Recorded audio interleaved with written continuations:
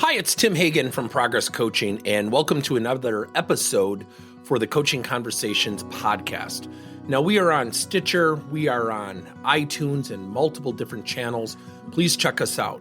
Now, one of the things that you'll get out of our podcast episodes is a lot of content, a lot of strategy. It's not fluff, it's not concept, yet we really want you to engage with the content and let us know your feedback. If you have any questions, feel free to reach out to us. If there's topics you'd love to have us address, we would love to share them with you. Let us know your impact and let us know your feedback. Hello, everybody. We have rebranded Coaching Conversations into the Coaching School. Now, let me share with you the Coaching School and why we did this. The Coaching School has been rebranded from Coaching Conversations because I think it adds a little bit more specificity. And I think about a cooking school. I think about when we coach, it's a lot like a cook, right? Or a chef. When we go to a restaurant, and let's say we get lasagna, you can go to 10 restaurants and have 10 pretty different tasting pieces of lasagna. Why? What's different? The way they cook it, the ingredients, and that's exactly why we created the coaching school. It's a takeoff on a cooking school. There are three primary elements. First of all, there are ingredients. Let me explain what an ingredient is. It's a coaching type. So if you're coaching someone, you might coach them one-on-one. That's an ingredient. If you want them to practice with someone, they could practice with a peer, and we might implement something called peer-to-peer coaching or self-coaching. That's another set of ingredients. Then what we have to do is bring these ingredients together and put it into a recipe that makes sense, that is time effective, maybe not time overbearing. And so understanding what our ingredients are is just critical. Then when we know what our ingredients are, we have to put those together to create a recipe. Now, the third element is the secret sauces. The secret sauce might be a technique, a tip, or a technique or trick. The other part is the secret sauce is the way we coach. So again, cooks are trained, yet they have their own way of cooking. It's the same way with coaching. We have our own styles. So someone just said to me recently, I'm really honest. I want to be transparent. I said, what does that mean? And they couldn't define it. I said, so if being honest is telling the truth? He goes, yeah, that's what I meant. I said, so you could just look at someone and say, well, that's a horrible looking suit. He said, well, I wouldn't say it like that. I go, but that's the definition that you need to hold yourself to in terms of a standard. So here's the challenge that we have is that what we're going to do at the coaching school is give you typical challenges every single week. And we're going to give ingredients like, here are the ingredients you should use for this situation, or here's some way you could use ingredients for this situation, and certainly you could add or delete to it. And then we'll give you how to combine those ingredients into a really good coaching recipe. And then we'll give you some of those secret sauces. The secret sauce, again, could be that aha moment, a little tip and technique or trick, and then also how to coach. So let me give you an example. If we have someone who has a negative attitude, and they're really combustible when we give them feedback. They're resistant. They say, yeah, but before you even finish your sentence. Coaching style. So let's go to the secret sauce. The secret sauce is got to stay calm. You got to use language that's going to make sense. So again, the ingredient might be, well, let's coach that person one-on-one, but let's also maybe use something that we call supplemental coaching, where we're going to give them a book by Mark Victor Hansen, the Chicken Soup books, where, that person is fueling their mind positively.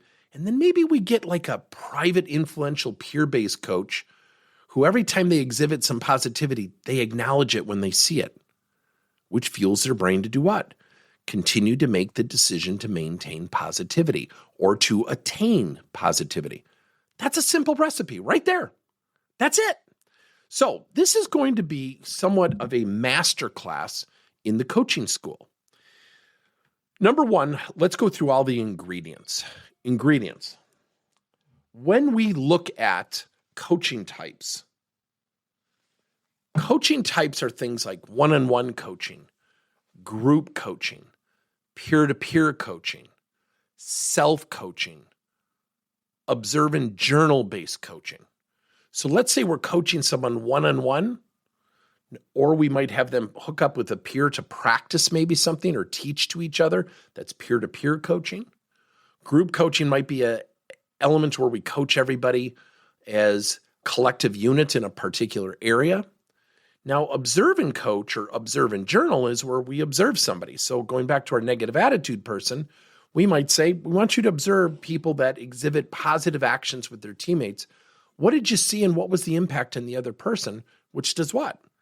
The observation itself becomes the coach. That's what's so cool about the coaching school. We're going to give you all these ingredients. So there are coaching types, which are part of the ingredients. Then there are techniques. Some of the techniques certainly should be questions. Asking questions drives self-awareness. People have heard me say this. I love Tasha Urich's book called Insight. 85% of people in her study were proven to significantly lack self-awareness. So if I go up to someone with a negative attitude and say, cut it out, if it worked, we probably wouldn't have a coaching industry. What's their first reaction typically? Yes, I do. They get resistant. So you're dealing with emotional intelligence, behaviors, things like that. So again, underneath the ingredients, we have coaching types, and then we have coaching techniques, questions, the facilitation of activities, something we teach at Progress Coaching, the learning project, something we bestow for accountability and ownership on the person, the coachee, for the next session, such as next week, come in with 2 examples where you positively influenced a teammate. You get the idea. So we have ingredients, and then how do we bring them together?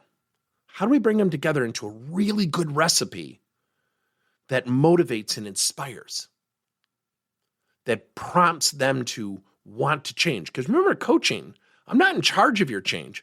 I'm in charge of giving you the decision to change. And then the secret sauces. So let's go to our negative attitude person. Sometimes the secret sauce can be to non-verbally coach. Putting a note on their desk saying, you're doing an awesome job. Your teammates are starting to love you. And then you send a handwritten card home. You leave them a voicemail. You send them a text. You fuel their mind positively with the things, as long as they're authentic, that positively acknowledge the good things that they're doing, which does what? Gets them to understand the role of practicing positivity. Now, when we just give constructive feedback and positivity, what do people do? Well, I'm pretty positive. We have the resistance. So think about that as you go forward. So again, the coaching school. I'm going to give you a case study here with the Milwaukee Brewers baseball team here in a second. So these are not new concepts. I'm basically taking what we've taught in Progress Coaching for 32 years, and I'm really, if you will, plugging it into a cooking school concept. So you have ingredients, which are coaching types and techniques. The second part is the recipe. How do we combine them where we're not overwhelming the person being coached, but we're facilitating the proper change, if you will? And then the third are the secret sauces. What are the tips and techniques that really have been proven to work well with this particular situation? Let me give you a great case study.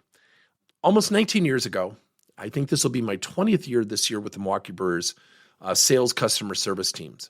And I remember over 20 years ago, Jim Bathy, the vice president who's retiring this year, who's a great friend of mine, and he made the comment to me. I'll never forget it. We sit down, he didn't smile. He just kind of stared at me. And what was really cool is when I met with Jim, I could just tell that there was something missing. And when I got done talking about what our company does, and he had asked me some questions, he said, are you going to come in every single year with the same workbook and just cover the same program? And he said it with a little bit of a jadedness to him. And he and I laugh about this till this day. And I looked at him and I said, boy, somebody did you wrong. What happened? He said, I'm really sorry. He said, we hired a guy last year for the second year and he came in with the same workbook and it was the same program. I said, well, that's training. I'm not against training. I don't do training. He said, what do you mean? I said, I do group coaching. I said, what has been proven to work well with sales teams is because ego gets in the way, they're tough to coach and tough to train, is what I always go back through is coaching, getting them to coach each other. He perks up. He goes, really? And I said, yeah, what I'm thinking out loud is a form of group coaching, training your leaders how to coach, and then peer-to-peer coaching. Years later, and I love this story, the president of the organization came in and observed the session. And he went up to Jim during the session. He said, "Boy, this is a really engaged group." And Jim goes, "Oh yeah, it's been like this for a number of years now. We do a lot of our own coaching internally." He goes, "Well, who's facilitating the training?" And he said, "Well, we have Tim," and he points to me over in the corner. And the president goes, "He hasn't moved in 2 hours." And Jim starts laughing. He goes, "I know, he's actually doing his job." He said, "What do you mean he's doing his job? That isn't training." And Jim goes, "No, it's group coaching. We use a form of peer-to-peer coaching." And all of a sudden the president goes, "Oh, interesting. So they're coaching each other." He said, "Every week. They coach each other. They listen to each other. They compliment each other. They have a program called The Floor is Yours where they pick a person to share a sales book that they're reading or a customer service book, what they're applying as a result of the book. They share the author, the key points. They coach each other." Technically, and I'd say this in front of Tim, he said, we could get rid of Tim today. We don't need him. The president goes, "Really?" Just stunned. Now, I don't want to say that to gloat or say, look at how great we are, but that's the power of coaching. So again, there's a lot of ingredients. So what I just depicted with the Brewers is we do group coaching. We do an annual event for 2 days. We do peer-to-peer coaching within that session. They also do peer-to-peer coaching on a weekly basis. They also do observe and journal-based coaching. So sometimes you have to observe a teammate and write down the 3 things he or she did well in one area where they have an opportunity to improve. They have a program using supplemental coaching called The Floor is Yours, which is a form of self-coaching where they're teaching what they learned from a sales book of their choice that everybody else would benefit from learning from. Powerful stuff. That's what the coaching school's all about. We're going to teach you ingredients. We're going to teach you how to put the ingredients together for a great recipe. We're going to give you some of the secret sauces that really apply to that situation. What are your thoughts? If you're intrigued by this, leave a comment. Send us an email, tim@progresscoachingleader.com. Give me a situation. We'll put together a recipe for you and broadcast it. Thank you for listening to another episode of Coaching Conversations by Tim Hagen and Progress Coaching. Now, our company is always coming out with new and innovative solutions to help leaders coach their employees. And recently, we just created a new service called Coach to You, where leaders can pick and choose topics and assign 7 to 21-day programs for employees to learn and, more importantly, apply actions and then reflect and share what they're going to do going forward as a result of the learning. It's called Coach to You. We're literally bringing coaching to your employees. If you're intrigued, we'll have a link in each one of our episodes where you can get more information. And again, thank you so much for listening to another episode.